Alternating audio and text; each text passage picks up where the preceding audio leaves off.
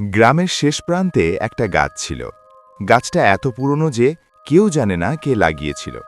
বট না, শিমুলও না, এক অদ্ভুত গাছ। পাতাগুলো সবসময় নড়ত, হাওয়া না থাকলেও। গাছটার নিচে কখনো গরু বাঁধা থাকত না, কারণ একবার এক কৃষক গরু বেঁধেছিল। পরদিন সকালে গরুটা ছিল, কিন্তু জিহ্বা ছিল না। লোকেরা বলতো গাছটা রাতে ডাকে, কথা না, নাম ধরে। প্রথম নিখোঁজ হয় রশিদ চাচা।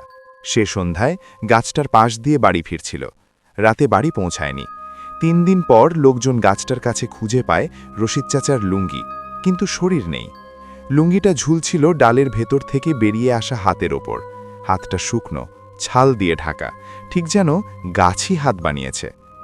এরপর একে একে ঘটনা বাড়তে থাকে। রাতে কারো উঠোনে পাতা পড়ার শব্দ, কিন্তু সকালে গিয়ে দেখা যায় পাতা না, মানুষের চুল। কিছু ঘরে। এটার দ্বিতীয় পার্ট চাইলে লাইক, কমেন্ট এবং সাবস্ক্রাইব করো।